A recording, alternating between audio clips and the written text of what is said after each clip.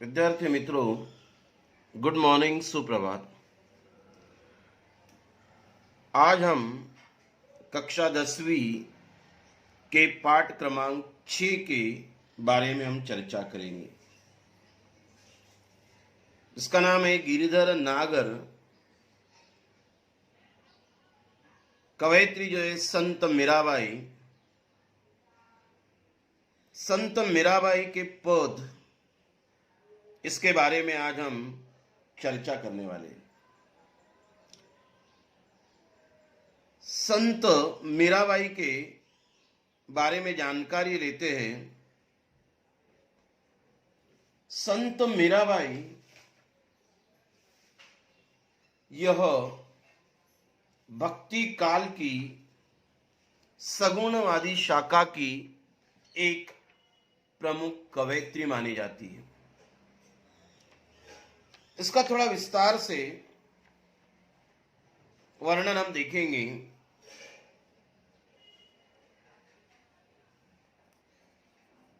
हिंदी साहित्य के 4 काल मनाए जाते हैं। पंडित हजारी प्रसाद द्विवेदी, इन्होंने हिंदी साहित्य के 4 काल बनाए। पहला है आदि काल।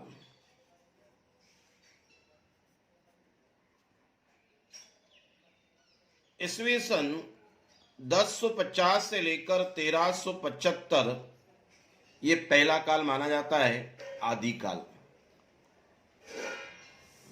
दूसरा जो काल है, जिसका नाम है भक्ति काल। भक्ति काल, भक्ति का अर्थ होता है सेवा। 1375 से लेकर 1500 तक ये दूसरा कालखंड माना जाता है। तीसरा जो है रीति काल।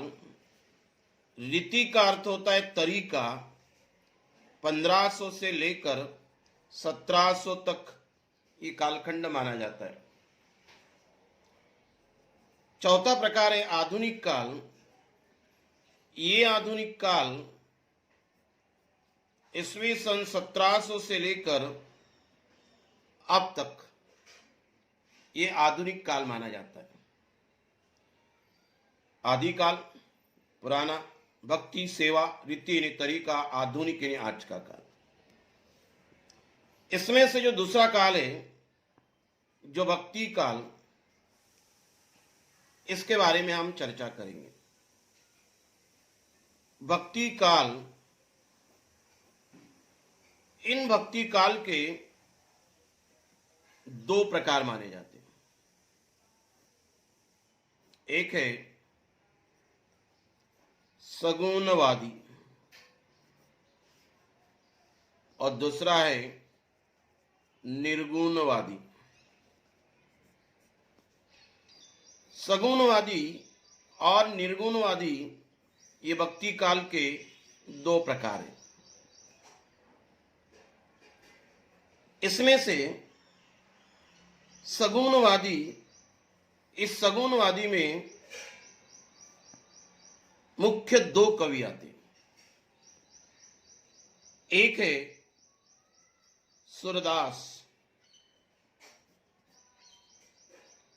और दूसरे हैं संत मीराबाई। सगुणवादी में ये 2 प्रकार। भक्ति काल, सगुणवादी, निर्गुणवादी। सगुणवादी में राम भक्त, कृष्ण भक्त। कृष्ण भक्त, इसमें जो कृष्ण भक्त है, इस कृष्ण भक्त में मानो ये 2 कवि हमें मिलते हैं, जिसका नाम है सूरदास और मीराबाई। निर्गुणवादी के मुख्य कवि एक माने जाते हैं, जिनका नाम है संत कबीर। यही मीराबाई, इसके पद हमें पढ़ना है। सूरदास ने भी कृष्ण के बारे में लिखा है, सुंदर सुंदर पद उन्होंने लिखे, लेकिन मीराबाई भी कृष्ण के बारे में लिखती है। ये संत मीराबाई, उसका थोड़ा सा जीवन परिचय हम देखेंगे। संत मीराबाई मध्यकालीन आध्यात्मिक कवयित्री के रूप में इसे जाना जाता है, संत मीराबाई को। असल में संत मीराबाई का जन्म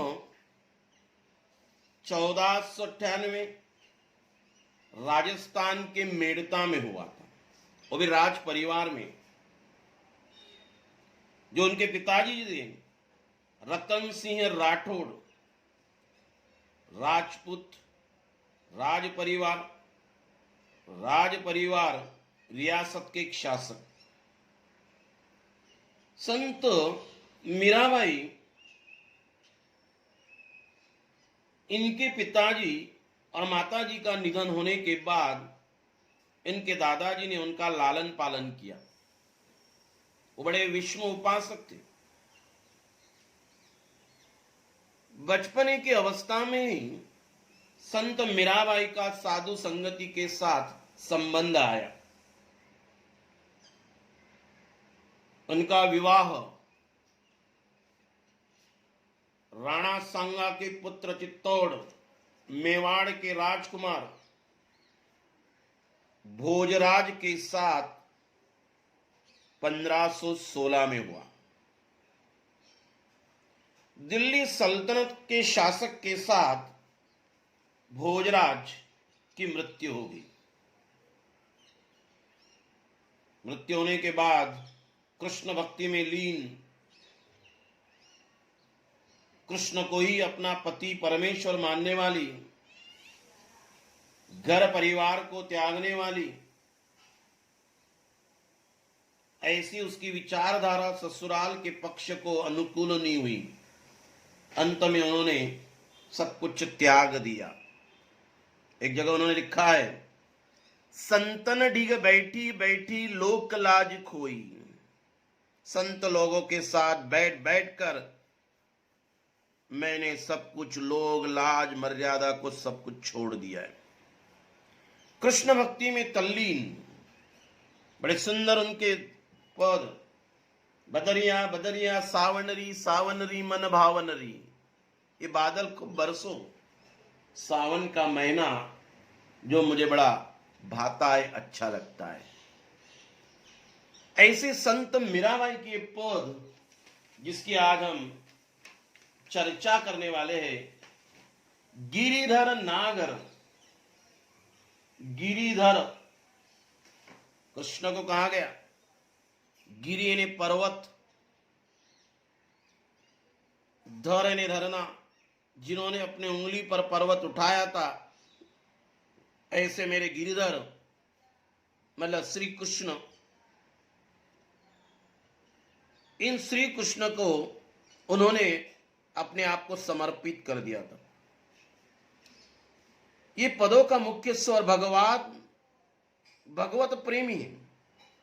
प्रस्तुत पदों में आपकी उत्सुकता, मिलन, आशा, प्रतीक्षा के भाव सभी जो है बड़े अनुपम है, बड़े अनोखे हैं। तो आइए पहले पद के बारे में हम चर्चा करेंगे। ये था संत मीराबाई के बारे में अल्प सा ऐसा परिचय। क्या कहती कवयित्री, मेरे तो गिरिधर गोपाल, मेरे तो गिरिधर गोपाल दूसरों न कोई, जाके सिर मोर मुकुट मेरो पति सोई। छांडी दई कुल की कानी, का करी है कोई, संतन डिग बैठी बैठी लोक लाज खोई। असुवन जल सींची सींची, प्रेम बेली बोई। अब तो बेल फैल गई, आनंद फल होई। दूध की मथनियां बड़े प्रेम से बिलोई। माखन जब काढ़ी लियो, छाछ पिए कोई। भगत देखी राजी हुई, जगत देखी रोई।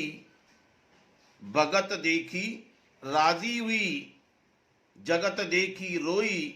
दासी मीरा लाल गिरिधर, तारो अब मोही। पहले पद के बारे में हम थोड़ी चर्चा करते हैं। क्या कहते, कवयित्री इस पद के माध्यम से मेरे तो गिरधर गोपाल, मेरे दूसरा न कोई। संत मीराबाई कहती कि मेरे एकमेव कौन है? गिरधर। गिर का अर्थ होता है पर्वत, धर का अर्थ होता है धरने वाला। पर्वतों को धारण करने वाला, पर्वतों को उठाने वाला। और कौन? गोपाल। गो यानी गाय, पाल यानी पालने वाला। पर्वत को उठाने वाला, गाय को पालने वाला या गाय का पालन करने वाला, वो कौन? श्री कृष्ण। इन श्री कृष्ण के अलावा उनके सिवा मेरा और कोई नहीं, दूसरों न कोई। उनके सिवा और कौन है? कोई नहीं। अभी उसकी पहचान क्या है? जाके सीर मोर मुकुट मेरो पति सोई। कवयित्री कहती जाके मतलब जिसके, सीर मोर मुकुट, जिसके सिर पर, सिर ने मस्तक, जिसके माथे पे, सर पर क्या है? मोर मुकुट। मोर का मुकुट जो है वो शोभित है, सुंदर लग रहा है। मेरो पति सोई, वे ही तो मेरे पति है। पति ईश्वर, परमेश्वर। प्राचीन काल में कहा जाता था पति ही परमेश्वर। इन्होंने भी श्री कृष्ण को अपना पति मान लिया था। कवयित्री कहती है मेरा तो केवल गिरिधर गोपाल है, कृष्ण है। उसके सिवा, कृष्ण के सिवा मेरा और कोई नहीं है। जिसके सिर पर मोर के पंखों का मुकुट धारण है, सुशोभित लगता है, शोभायमान लगता है। मेरे पति सोई, वही तो मेरे पति है। ये दूसरी पंक्ति से कवयित्री कहती है। आगे वो कहते हैं चांडी दई कुल की कहानी। कवयित्री कहती है छांडी दई कुल की कहानी का करी हो कोई। छांडी दई मैंने छोड़ दी। कुल, कुल का अर्थ होता है वंश, खानदान। कानी, कानी का अर्थ होता है मर्यादा। कानी का अर्थ क्या होता है? मर्यादा। ये कहते हैं कि मैं छांडी दी, मैंने छोड़ दी अपने कुल, अपने वंश, अपने खानदान की मान मर्यादा, मैंने उसे छोड़ दिया। कहां करी हो कोई, कहां करी हो कोई, इसमें कोई कुछ भी नहीं कर सकता। चाहे मुझे कोई कुछ भी कहे, मेरे पति के लिए, मेरे श्री कृष्ण के लिए मैंने अपनी कुल की मर्यादा को छोड़ दिया है। इसमें मुझे कोई कुछ भी कहे, उसकी मुझे परवाह नहीं, उसकी मुझे चिंता नहीं है। मैंने अपने खानदान, अपने वंश की मर्यादा को क्या कर दिया है? छोड़ दिया है, चाहे कोई मुझे कुछ भी कहे। संतन ढिग बैठी बैठी लोक लाज खोई। इसके पहले मैंने बताया था इसके बारे में। संतन ढिग बैठी बैठी, जो संत लोग हैं, साधु संत, ढिग बैठी बैठी, ढीग का अर्थ होता है पास, साथ में, लोक लाज खोई। संत के साथ बैठ बैठकर मैंने क्या किया? लोक लाज खोई ने खो देना। लोग क्या कहेंगे? वो लाज, वो शर्म, मैंने सब कुछ खो दिया है। बस संत लोगों के साथ बैठ बैठकर मैं कृष्ण भक्ति में तल्लीन होती हूं।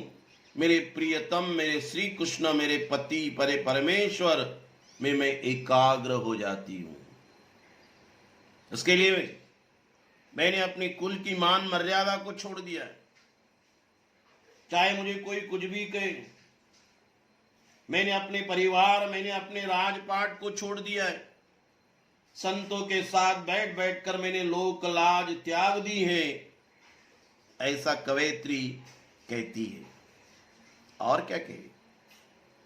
असुवन जल सींची सींची। असुवन, असुवन यानी अश्रु, आंसू भी उसे कहते। ये कहते कि जो अश्रु है, आंसू है, जल पानी,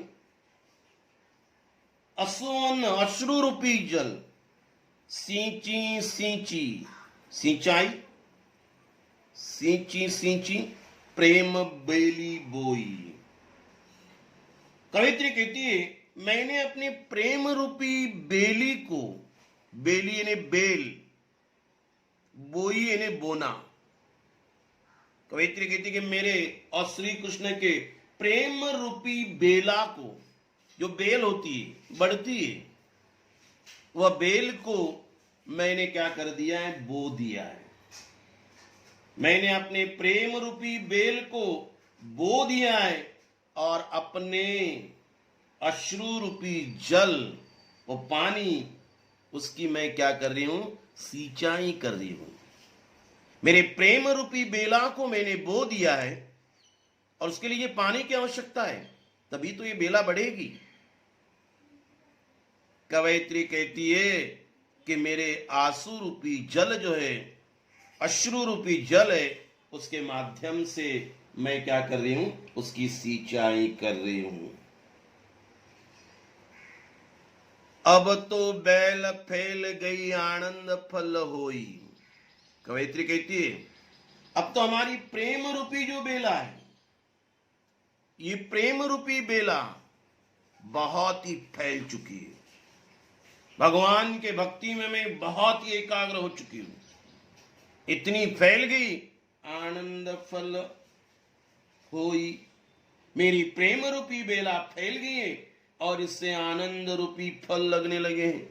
आनंद फल होई, उससे अभी क्या हो चुके? आनंद के फल मुझे मिलने लगे। कवित्री कहना चाहती है श्री कृष्ण के लिए पहली बात तो श्री कृष्ण को पाने के लिए मैंने अपनी लोक लाज को खो दिया है। हमेशा उसकी भक्ति में मैं तल्लीन हूं। मैंने प्रेम की बेली जो है मैंने बो दी है भी, उसके प्रति जो मेरे आंखों से आंसू निकल रहे, मानो वो जल उसकी सिंचाई कर रहे।